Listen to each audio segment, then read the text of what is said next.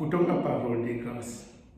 Frères et sœurs en Christ, ce moment de la pandémie nous permet d'exprimer et d'expérimenter la communion spirituelle. Habitués à nous retrouver dans les temples, à nous côtoyer les uns à côté des autres, cette période nous pousse et nous invite à nous unir, où que nous soyons dans l'adoration en esprit. Recevons la parole, mais pas le lieu, qui n'est qu'un endroit qui marque notre appartenance. Mais l'essentiel est dans la parole écoutée, méditée, partagée et vécue. Maintenant, nous écoutons Osée ce qu'il nous dit. Venez et retournons à l'Éternel, car il a déchiré, il nous a guéris, il a frappé, mais il bandera nos plaies. Il nous rendra la vie dans 2 jours. Le 3e jour, il nous relèvera et nous vivrons devant lui. Il nous rendra la vie dans 2 jours. Nous recherchons à connaître l'Éternel. Sa venue est aussi certaine que celle de l'aurore. Il viendra pour nous comme la pluie du printemps qui arrose la terre. En cette heure, c'est le Seigneur qui nous appelle. Il nous invite et nous reçoit. Ainsi, sa grâce, son amour et sa paix sont donnés de la part de Jésus-Christ, son Fils. Prions. Père, tu nous as appelés ce matin. Nous manifestons notre reconnaissance. Ouvre nos cœurs pour recevoir ta parole. Que ton esprit nous aide à intégrer ta volonté. Que le sang de Jésus versé pour nous fasse de nous les enfants dignes de ton amour. Veille sur ton Église, de ton Fils, afin qu'elle arrive à manifester l'unité de son esprit et de son corps. Amen. Nous chantons le 225.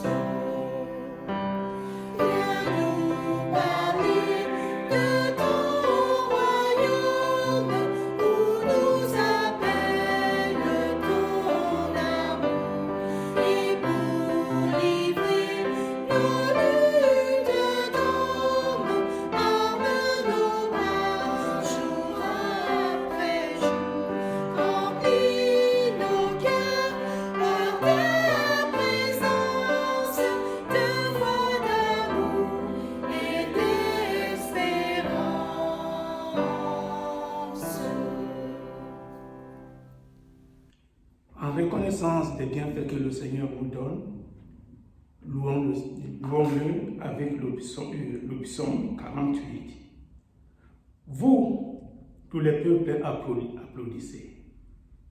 Faites à Dieu une ovation avec des cris de joie. Car le Seigneur, le Dieu très haut et redoutable, il est le grand roi de toute la terre. Dieu monte à Sion parmi les acclamations. Le Seigneur arrive au son du corps. Célébrez Dieu par vos chants, célébrez-le, célébrez notre roi, célébrez-le. Car le roi de toute la terre, c'est Dieu. Célébrez-le par le chant le plus beau. Dieu règne sur les nations, il siège sur son trône divin. Les princes des nations se joignent au peuple de Dieu d'Abraham, car c'est Dieu que dépendent les rois, des protecteurs des terres. Il est au-dessus de tout.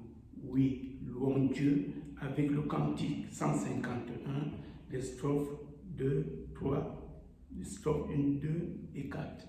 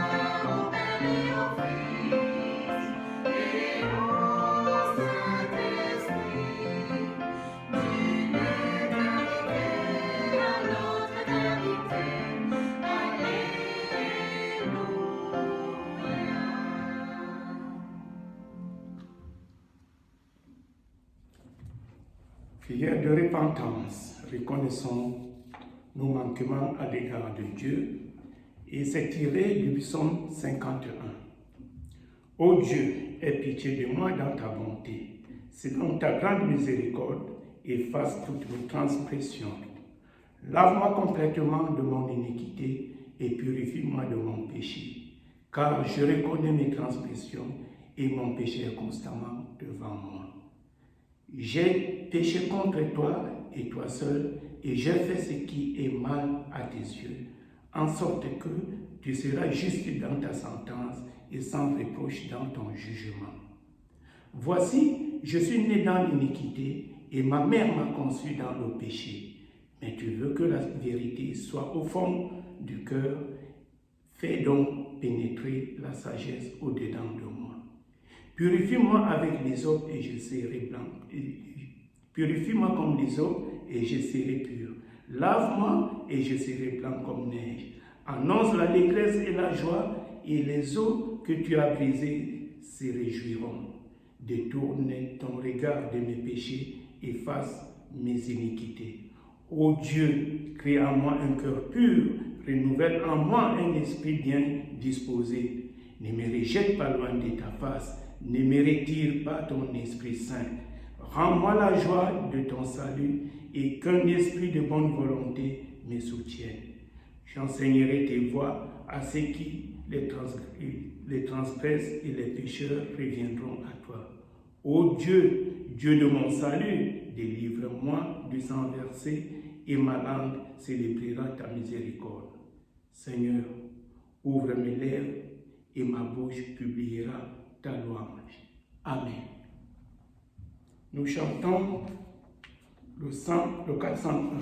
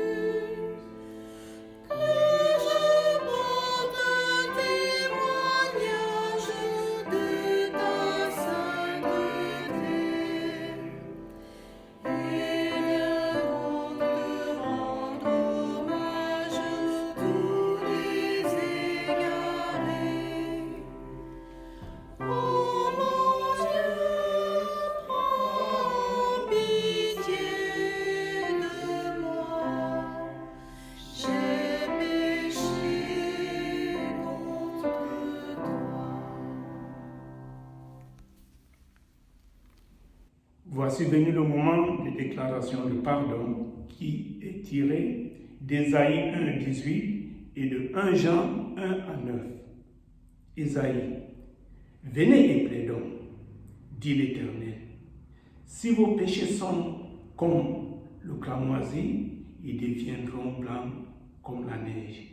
S'ils sont rouges comme la pourpre, ils deviendront comme la laine.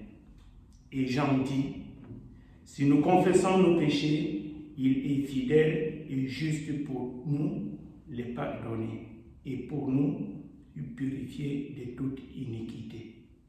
Sur ce pardon de Dieu, nous chantons le 181.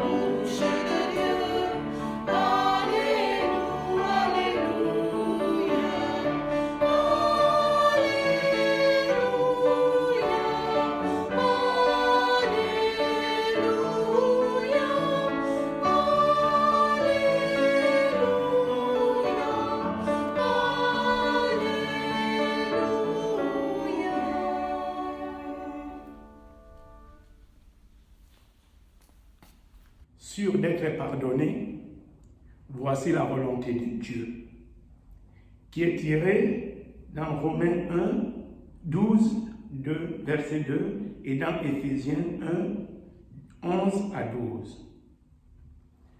Ne vous conformez pas au siècle présent, mais soyez transformés par le renouvellement de l'intelligence afin que vous discerniez quelle est la volonté de Dieu, ce qui est bon, agréable et parfait. Et dans Éphésiens, Paul renchérit. En lui, nous sommes aussi devenus héritiers. Avant, ayant été prédestinés, suivant la résolution de celui qui opère toutes choses, d'après le conseil de sa volonté, afin que nous servions à la louange de sa gloire, nous qui d'avance avons et espérons en Christ. Pour cela, et pour notre reconnaissance, chantons le 639.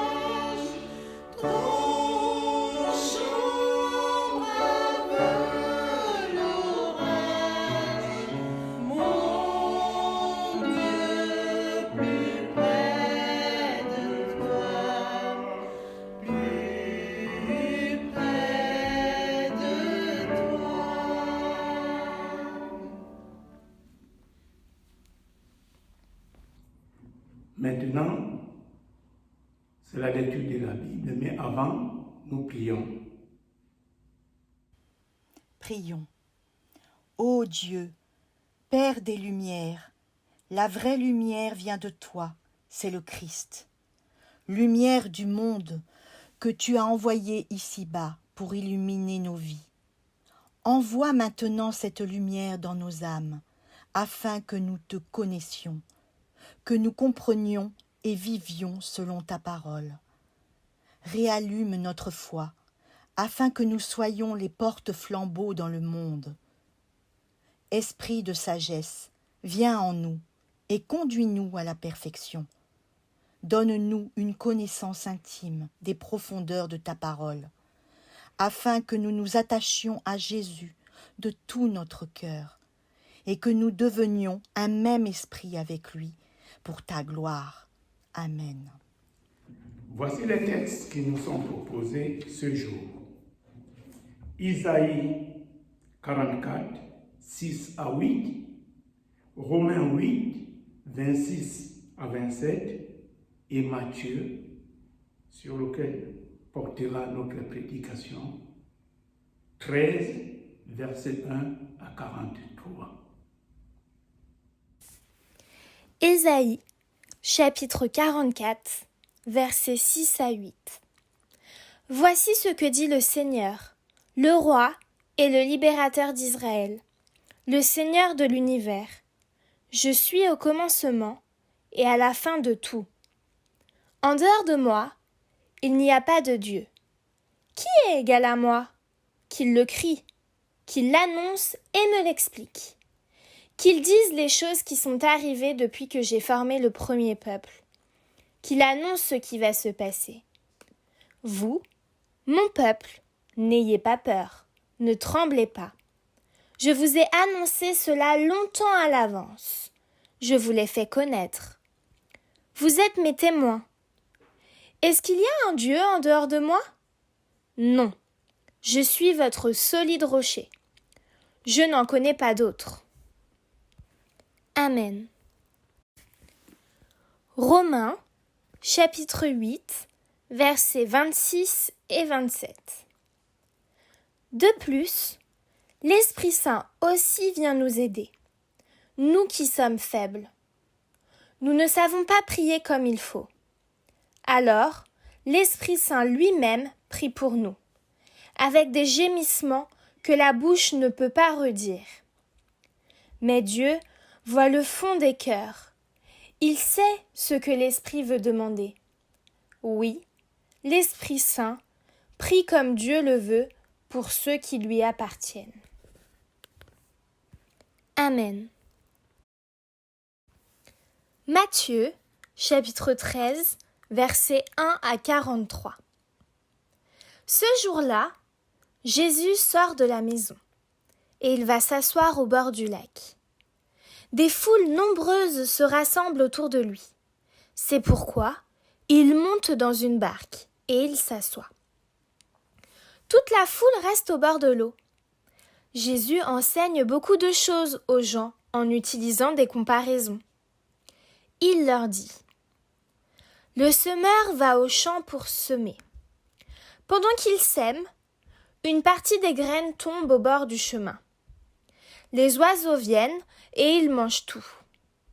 Une partie des graines tombe dans les pierres, là où il n'y a pas beaucoup de terre. Elles poussent tout de suite, parce que la terre n'est pas profonde.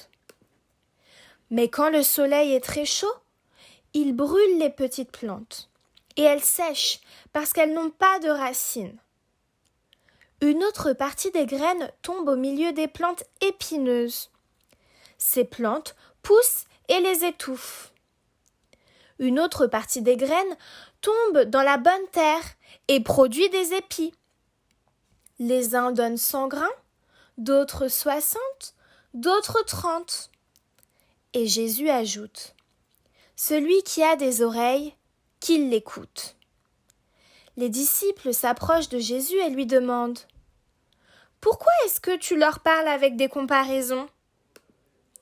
Jésus leur répond : Dieu vous donne, à vous de connaître les vérités cachées du royaume des cieux. Mais il ne donne pas cela aux autres. En effet, celui qui a quelque chose, on lui donnera encore plus, et il aura beaucoup plus. Mais celui qui n'a rien, on lui enlèvera même le peu de choses qu'il a. Donc, je leur parle avec des comparaisons, parce qu'ils regardent, mais ils ne voient pas. Ils entendent, mais ils n'écoutent pas, et ils ne comprennent pas. Ainsi, il leur arrive ce que le prophète Ésaïe a annoncé.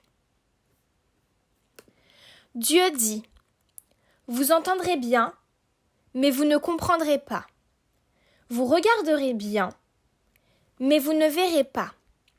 Oui, la tête de ce peuple est devenue dure.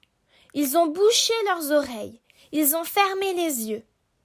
Ils ne voulaient pas voir avec leurs yeux et entendre avec leurs oreilles, comprendre avec leur cœur. Ils ne voulaient pas changer leur vie, alors je n'ai pas pu les guérir. Mais vous, vous êtes heureux. Vos yeux voient et vos oreilles entendent. Je vous le dis, c'est la vérité. Beaucoup de prophètes, beaucoup de gens fidèles à Dieu ont désiré voir ce que vous voyez, mais ils ne l'ont pas vu. Ils ont désiré entendre ce que vous entendez, mais ils n'ont pas entendu. Écoutez donc ce que l'histoire du semeur veut dire. Le bord du chemin où la graine tombe, ce sont les gens qui entendent la parole du royaume et qui ne comprennent pas. L'esprit du mal arrive et il arrache ce qu'on a semé dans leur cœur. Le sol, plein de pierres, ce sont les gens qui entendent la parole et qui la reçoivent aussitôt avec joie. Mais la parole n'a pas de racine en eux. Ils changent facilement d'avis.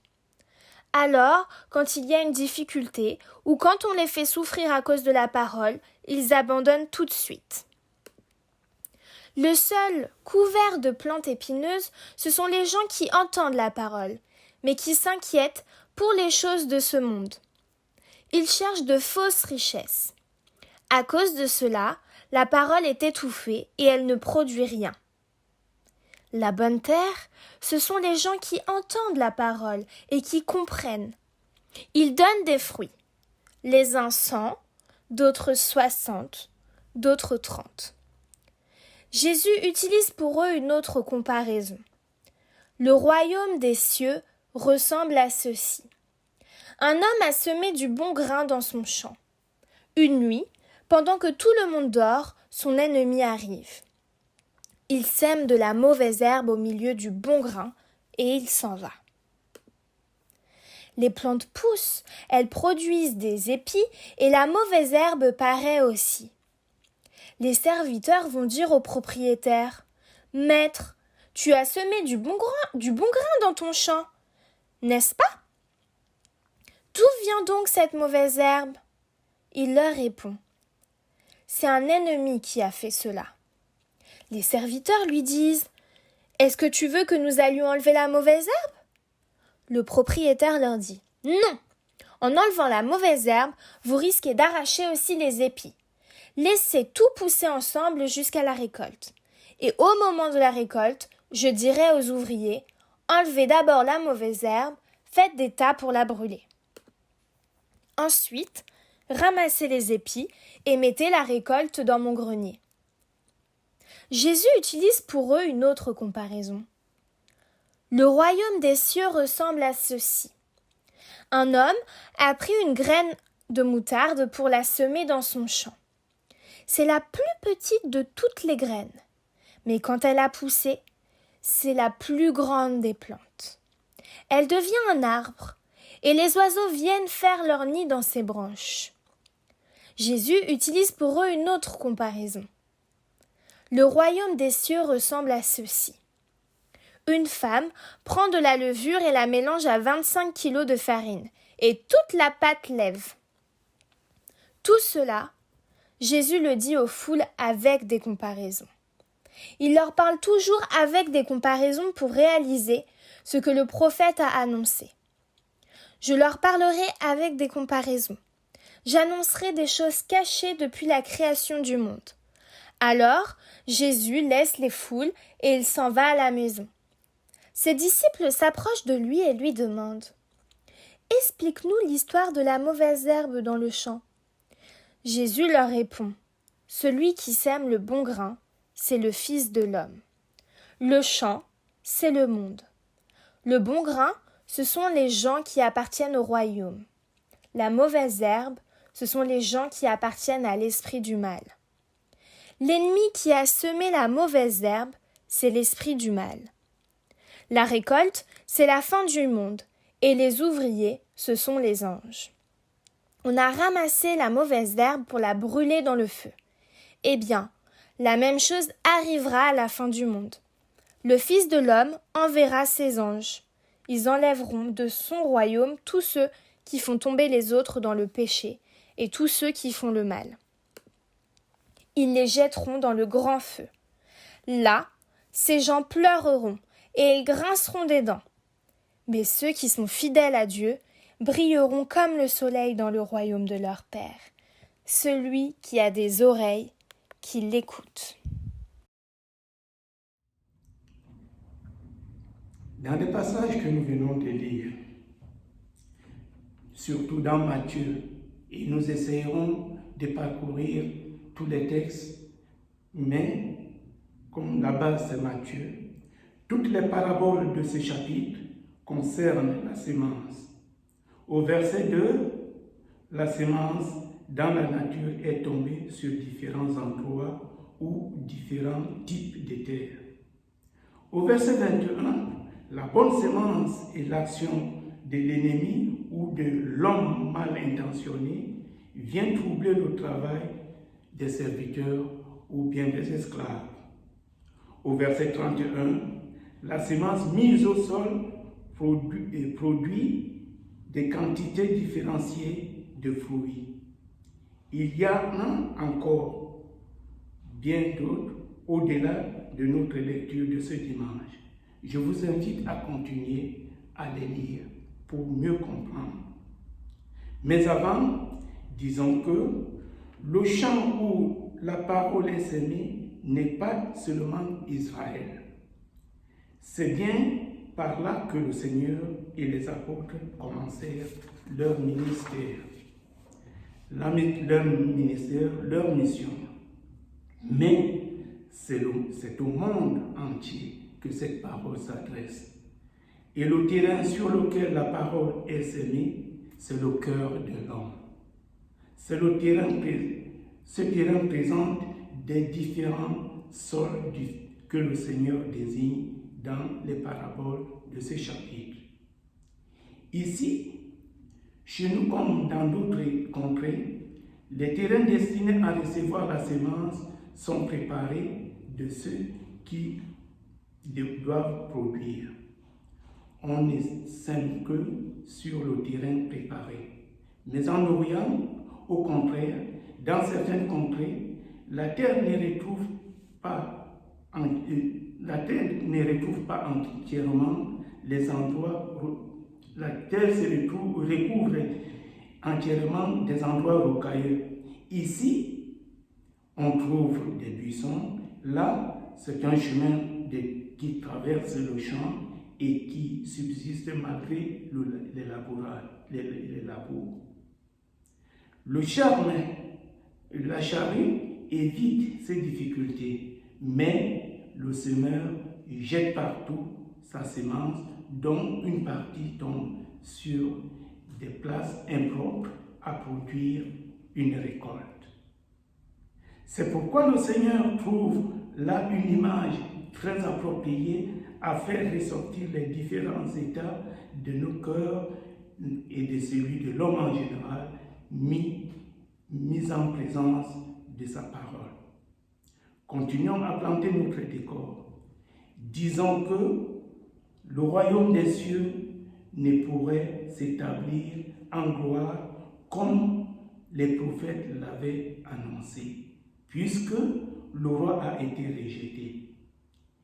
Il s'établissait d'une manière mystérieuse et ici, par ses enseignements, le Seigneur fait comprendre aux disciples quelle forme ce royaume prendra jusqu'à son établissement en gloire. C'est pourquoi il dit, à vous, il a été donné de connaître les mystères du royaume des cieux, mais à eux, il n'est pas donné, car quiconque a, il sera donné, et il sera dans l'abondance. Mais à qui n'a pas, c'est là même qu'il a, sera ôté.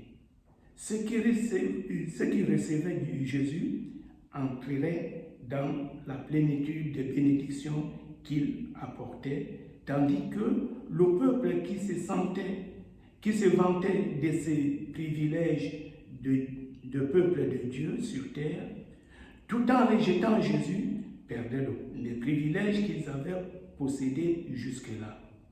Ainsi, par sa propre faute, il s'est privé de tout droit à la bénédiction jusqu'à ce qu'il soit reçu en grâce en vertu de la mort de Jésus-Christ. À ces paraboles s'ajoutent celles qui décrivent la vie de l'Église et celle de ses membres. Cette parabole présente le mélange des croyants et des non-croyants qui se trouvent dans le royaume ou la chrétienté depuis les temps.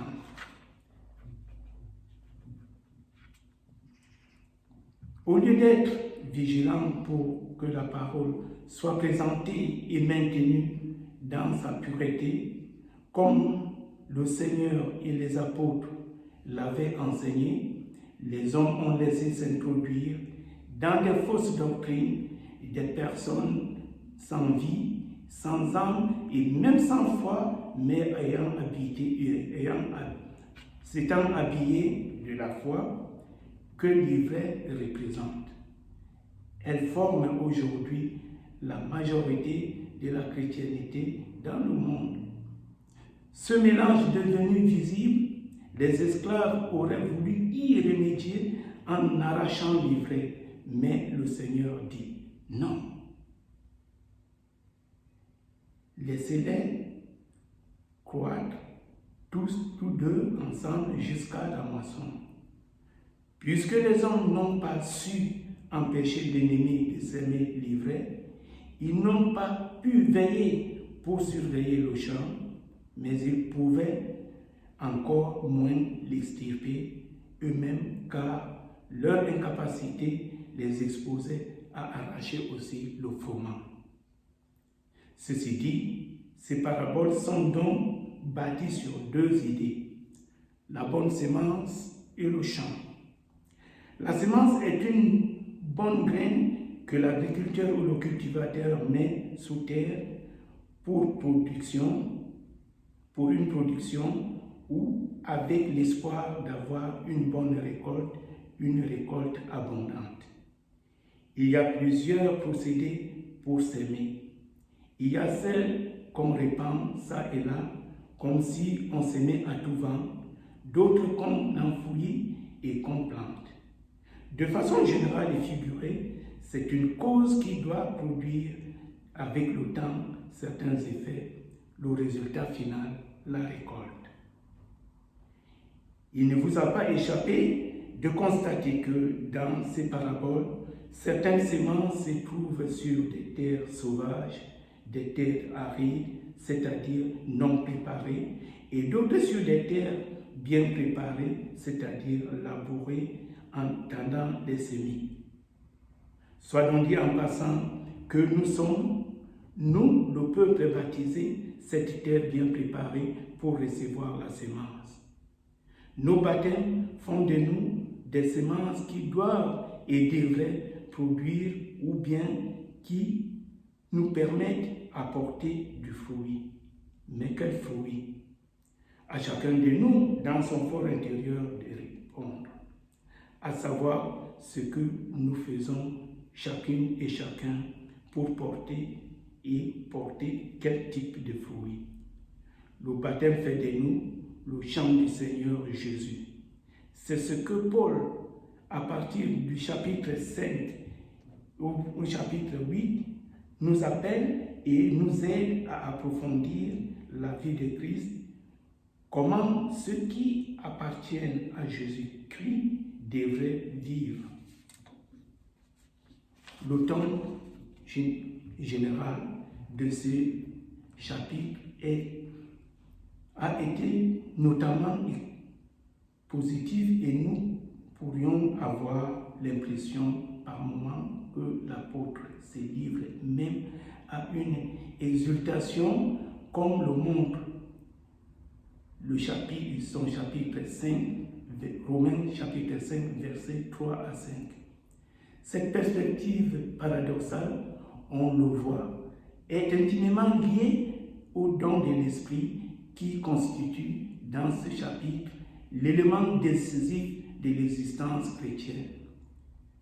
De fait, ce don présente plusieurs et plus fondamentales. De fait, ce don représente plus fondamentalement ce texte des spécificités de la nouvelle alliance avec Dieu.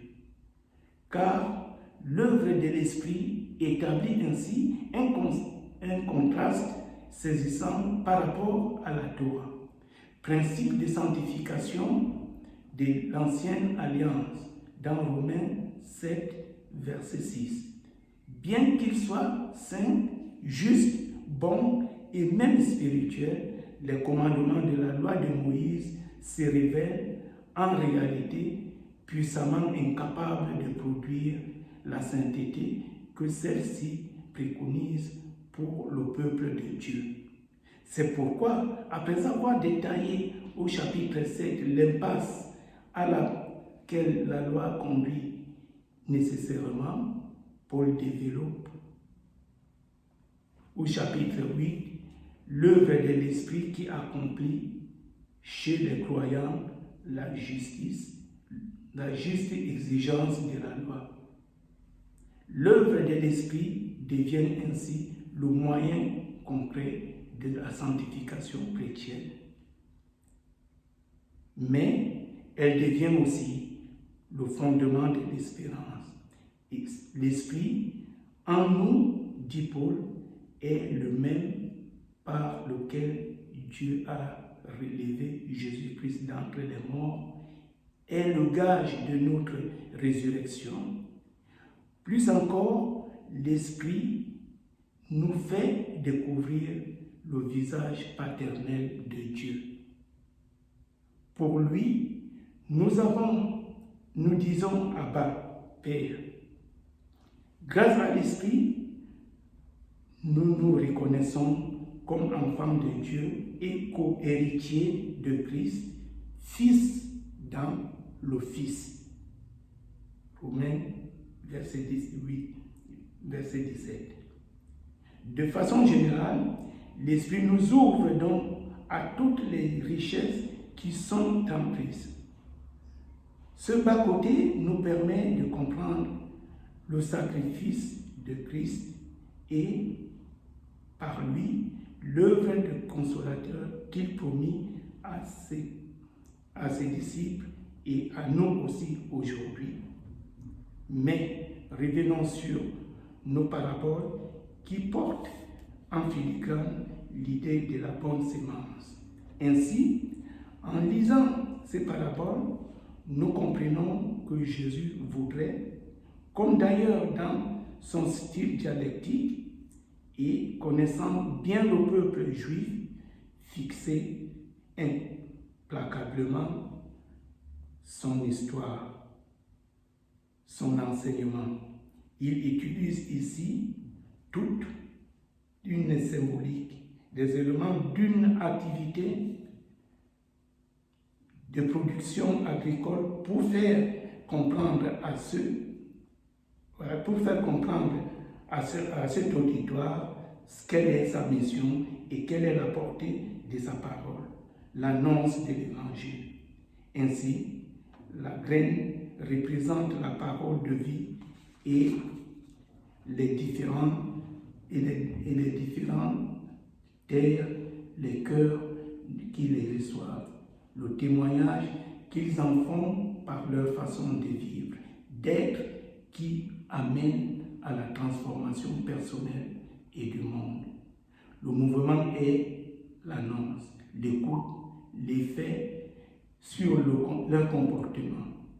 Dans ce parabole, nous pouvons répartir les terres en deux groupes, les terres improductives et les terres productives. Les premières sont à l'image de l'extrait du chapitre d'Ésaïe, lu faisant allusion à la transgression de la loi, bien encore du prophète Osée, chapitre 6, 3 à 5, où il est question de l'action bienfaisante de Dieu à travers un peuple qui, malgré qu'il soit constitué des hommes à la nuque raide, reste toujours près d'eux. Ces deux prophètes font état de l'action d'adoration et de se mettre au service des objets créés par les hommes. C'est pour cette raison que l'Esprit de Dieu est si souvent attristé et retient sa bénédiction. Pour comprendre la terre improductive, le psaume 86 de ce jour nous montre comment elle est. Dans ce psaume, David s'adresse à Dieu en plusieurs titres. Il est affligé et pauvre. Il est un de ses saints, enfin son serviteur. Il s'en réclame pour demander la délivrance. La joie, la force, ici, le serviteur demande à son maître. Il reconnaît son maître. Il sait que Dieu est lui seul et qu'il est bon, prompt à pardonner, miséricordieux, faisant grâce, lent à la colère et grand en bonté et en vérité. C'est en ces termes qu'autrefois l'Éternel s'était révélé à Moïse sur le mont Sinaï. Exode 34, 6 et 5 à 9. Mais le psalmiste éprouve toute faiblesse et son incapacité à vivre ou à se diriger comme la terre improductive, inhérente à sa nature même. C'est pourquoi il demande au Seigneur, enseigne-moi ton chemin et conduis-moi, et ensuite unis mon cœur à la crainte de ton nom. Le cœur, écrit quelqu'un, a tendance à être distrait par 1000 objets, par 1000 pensées fugitives. C'est pourquoi le psalmiste demande au Seigneur de lui donner un seul but. Car les premières terres sont l'image de l'extrait de la prophétie d'Osée et d'Ésaïe, où la pitié est l'attachement à Dieu du peuple, et où la pitié qui est l'attachement de Dieu au peuple est comparée à la rosée du matin qui disparaît aussitôt que le soleil s'élève. Elle traduit notre incapacité d'assimiler ce que Dieu nous demande. Elle est due à notre attachement aux préoccupations de ce monde. Oui, nous avons tant besoin de cela, d'avoir un cœur centré et concentré tout entier sur Jésus-Christ, notre Sauveur. Nous comprenons donc pourquoi Paul écrit que nous ne savons pas prier comme il faut. Cette phrase de Paul explique l'acception de gémissement. Elle est bien exprimée en grec. Selon le texte grec, l'Esprit prend part à la faiblesse avec nous, à notre place. Le verbe grec présente l'image d'un homme qui saisit un fardeau avec et à la place de celui qu'il veut aider à porter. La suite développe cette pensée. Ainsi, dans les deux versets d'aujourd'hui, au gémissement de l'univers et de nous-mêmes se joignent les gémissements de l'esprit, les cris inexprimables de l'esprit selon des traductions. Paul veut nous dire que dans cette entreprise de salut de tout l'univers matériel, animal et humain, qu'il compare à un accouchement, il y a un acteur majeur, l'esprit. Il nous dit que l'Esprit Saint entre dans la faiblesse de notre prière comme pour faire accoucher de vie les paroles audibles à Dieu. N'oublions pas que nous sommes à la période après Pentecôte. Nous sommes au temps de l'Esprit, tant qu'il nous a suivis, qui a suivi la première Pentecôte. Rappelons également que cet enseignement de Jésus sur la prière, si vous qui êtes mauvais, vous savez donner de bonnes choses à vos enfants, combien le Père du ciel donnera-t-il l'Esprit Saint à ceux qui l'en prient. Luc 11, 13. Oui, seul l'Esprit Saint peut nous mettre au diapason de Dieu. Au sein de la Trinité, il est ce diapason entre le Père et le Fils. En chacun de nous, il est la voie, le chemin du Père et du Fils. Retenons que là où se trouve la puissance divine, notre petitesse a trouvé dans sa grandeur notre place et notre force, quel que soit le type de terre que nous soyons.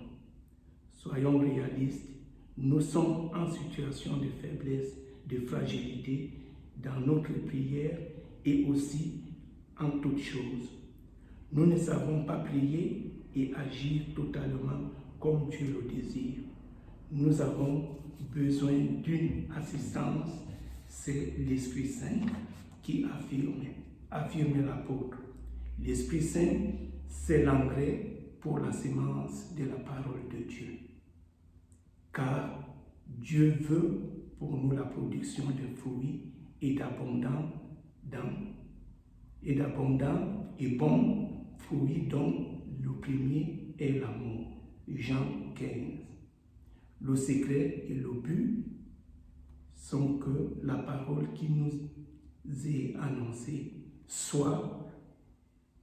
doit pouvoir nous transformer irréversiblement, non pas que nous la transformions à notre convenance.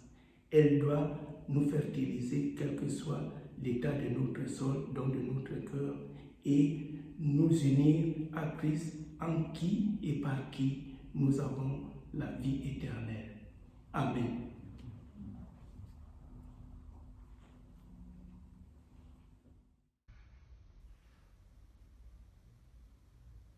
Tu peux, hein.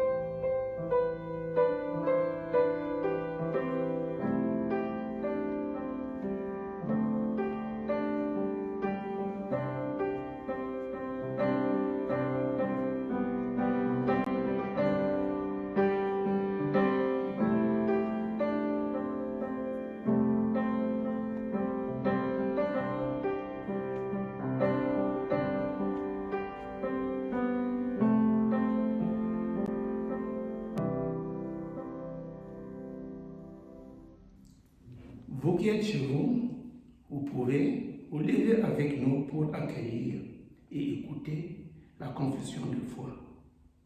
Je crois en Dieu, créateur de toutes choses. Je crois qu'il aime l'homme par-dessus toute créature.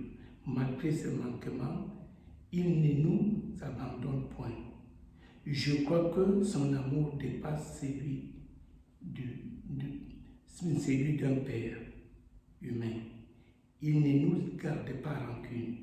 Il est toujours prêt à nous pardonner. Je crois à la force du Saint-Esprit. J'ai la ferme conviction qu'il est dans chaque créature.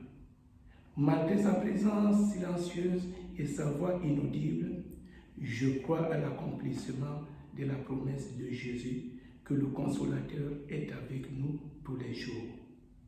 Je crois en Jésus, son Fils unique, qu'il est venu sauver le genre humain. Il a accepté de racheter nos péchés par sa mort.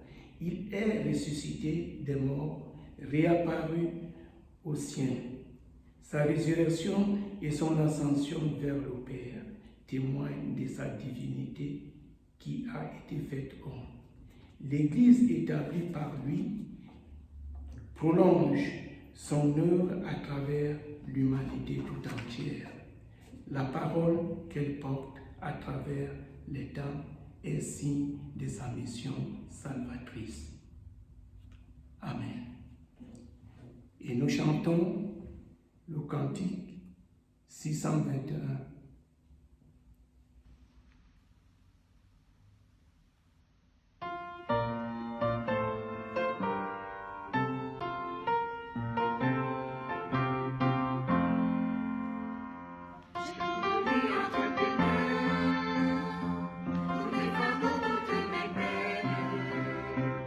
Ce qui m'angoisse et qui m'enchaîne, et me soucie le lendemain.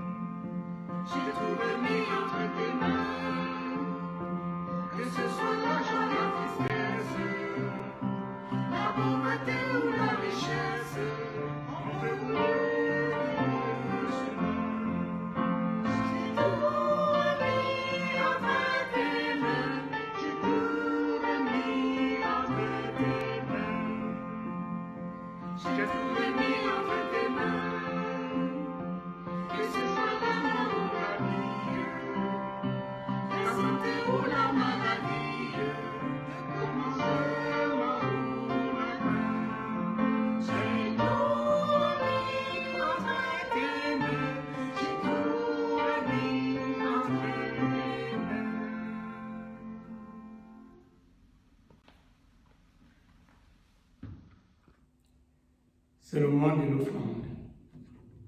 Vous savez que nous sommes dans la période de la pandémie et la vie de l'Église continue.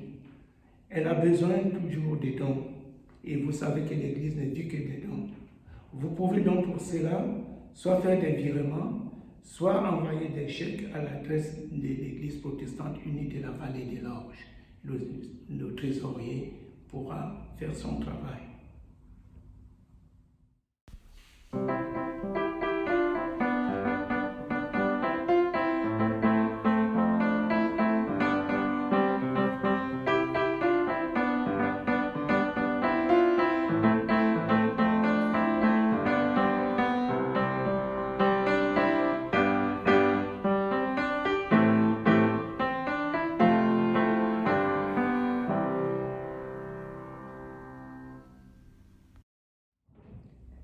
Pour les annonces, l'inscription au culte est obligatoire.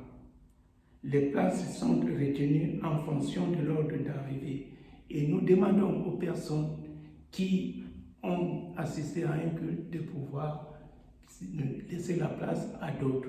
Mais cela se fera par l'ordre d'arrivée de l'inscription. Les parents accompagnés de leurs enfants restent responsables de ces enfants parce qu'on n'a pas d'accueil d'enfants pour le moment. Et la dernière chose, le pasteur est arrivé, il est au presbytère, mais il ne prendra effectivement son service comme à partir du mois d'août. Prions. Voilà, c'est le moment de la prière d'intercession. Unis par la prière d'intercession, nous te présentons nos remerciements et nos demandes des uns pour les autres. Dieu, notre Créateur et notre Père, nous t'implorons pour tous les hommes, quel que soit leur état et leurs conditions, fais-leur connaître tes voies et toutes les nations, révèle-toi et révèle-leur ton salut. Nous t'adressons aussi nos prières pour ton Église dans le monde entier.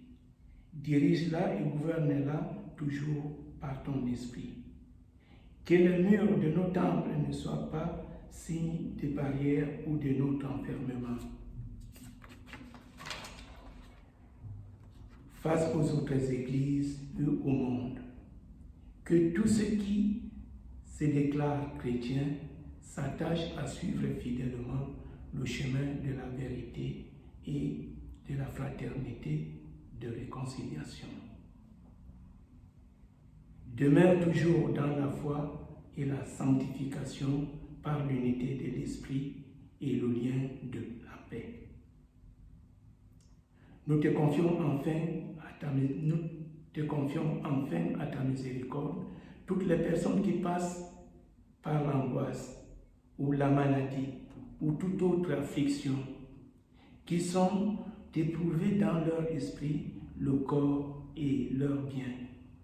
Viens les consoler et les soulager, toi qui connais les besoins de chacun. Accorde-leur courage, patience, espérance dans l'épreuve et délivre-les de toutes leurs afflictions.